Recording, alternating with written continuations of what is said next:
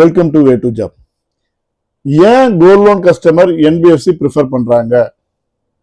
ஒரு சில customer bank prefer பண்றாங்க, பட் ஒரு சில கஸ்டமர் என்பிஎஃப்சி ப்ரிஃபர் பண்றாங்க. காரணம் என்ன? பேங்க்ல தான் எல்லா ஃபெசிலிட்டியும் இருக்குது, லோன் கொடுக்குறாங்க, எவ்வளவு வேல்யூ வேணாலும் கொடுப்பாங்க, எத்தனை க்ரோர் வேணாலும் கொடுப்பாங்க. பட் இருந்தாலும் கஸ்டமர் ஏன் என்பிஎஃப்சிக்கு வராங்க, என்பிஎஃப்சி ஏன் ப்ரிஃபர் பண்றாங்க அப்படின்னு கேட்டு அதை புரிஞ்சுக்கோங்க. The one and only reason customer NBFC prefer பண்றதுக்கான ரீசன் அவங்களோட டைமிங். மணியை விட இன்னைக்கு ரொம்ப ரொம்ப இம்பார்ட்டன்ட் டைமிங். ஸோ ஒரு கஸ்டமருக்குமே உங்களோட நேரம் ரொம்ப ரொம்ப முக்கியம் பணத்தை விட. ஸோ ஒரு பேங்க்குக்கு போறாங்க அப்படின்னா அவங்களோட இன்ட்ரெஸ்ட் ரேட் மேபி 10% கீழே கிடைச்சாலும் கூட, என்பிஎஃப்சியில் 10% இல்லை அதுக்கு மேலே கிடைச்சாலும் கூட, ஏன் என்பிஎஃப்சி ப்ரிஃபர் பண்றாங்க அப்படின்னா சீக்கிரமா வேலை முடியும். அவங்க வந்தாங்களா, வந்த உடனே நீங்க என்ன பண்ணுவீங்க, கஸ்டமரை வெயிட் பண்ண விட மாட்டீங்க. ஆல்ரெடி கஸ்டமர் இருந்தாலும் கூட இந்த கஸ்டமரை இன்னொருத்தவங்க அட்டன் பண்ணுவீங்க, அந்த கோல்டை வாங்குவீங்க, அப்ரைஸ் பண்ணுவீங்க, வேல்யூவேஷன் பண்ணுவீங்க, என்டர் பண்ணுவீங்க, சாஃப்ட்வேர்ல கோல்டை பிளச் பண்ணுவீங்க, இமீடியட்டா ஃபண்டை ட்ரான்ஸ்ஃபர் பண்ணுவீங்க. ஸோ இது பாத்தீங்கன்னா என்பிஎஸ்சியோட ஜாப் ரொட்டீன். பட் இதே பேங்க்ல போனா என்ன ஆகும்னு பாத்தீங்கன்னா, அங்க கஸ்டமருக்கு போயிட்டு வெயிட் பண்ணணும். காரணம் என்னன்னு பாத்தீங்கன்னா, பேங்க் என்ன பண்ணுவாங்க, ஈவன் தோ ஸ்பீடா பண்ணணும்னு நினைச்சா கூட அப்ரைசர் அப்ப இருக்கணும், அப்ரைசர் இல்லைன்னா அப்ரைசரை வர வைக்கணும், தென் கோல்டு அப்ரைஸ் பண்ணணும், அதுக்கப்புறம் அந்த பேங்க்கு கொடுக்குற வேல்யூ கஸ்டமர் ஒத்துக்கணும்.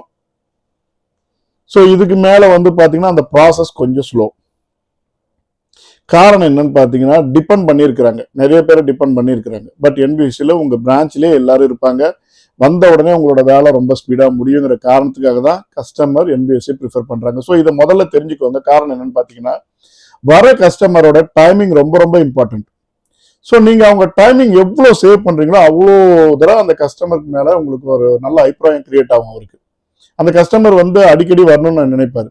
நீங்க டைம் அன்னெசரியா வேஸ்ட் பண்ணீங்கன்னா, அந்த கஸ்டமர் தப்பிச்சு போயிட்டாருன்னா திருப்பி வரவே மாட்டாரு. எப்படா தப்பிச்சு போகணும்னு தான் நினைப்பாரு. சரியா? ஸோ இதுதான் ரீசன் கஸ்டமர் என்பிஎஃப்சி ப்ரிஃபர் பண்றதுக்கான காரணம், லெஸ் டைமிங்.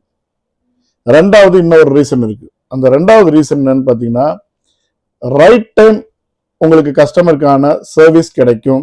அது மாதிரி கஸ்டமர்ஸ்க்கான கால்ஸ் போகும், கஸ்டமர்ஸ்க்கான எல்லா விஷயமும் குயிக்கா நடக்கும் அப்படிங்கிற ஒரு விஷயம்தான். ஸோ இப்போ பேங்கை பொறுத்த வரைக்கும் பாத்தீங்கன்னா, அந்த கஸ்டமருக்கான சர்வீஸ் என்னதான் பேங்க்ல இருந்து ப்ராம்ப்டா போனாலும் கூட அந்த டைமிங் பாத்தீங்கன்னா கால் பண்ணி பேசி, சார் வாங்க சார், இன்னைக்கு நாளைக்கு முடியுது சார், ஸோ ப்ளீஸ் அப்படின்லாம் பேசுறது பாத்தீங்கன்னா பேங்க்ல பேச மாட்டாங்க. பேங்க்ல அதிகபட்சம் ஒரு ரிமைண்டர் மெசேஜ் அனுப்புவாங்க. பட் என்பிஎஸ்சியில் நம்ம அதுக்காக தான் ஸ்டாஃப் இருக்கோம். நம்ம அந்த ரிமைண்டர் கொடுக்கணும், கஸ்டமரை ரைட் டைம் சர்வீஸ் கொடுக்கணும். அது கிடைக்குங்கிற நம்பிக்கையில தான் கஸ்டமர் உள்ள வராங்க. சரிங்களா? Thank you very much.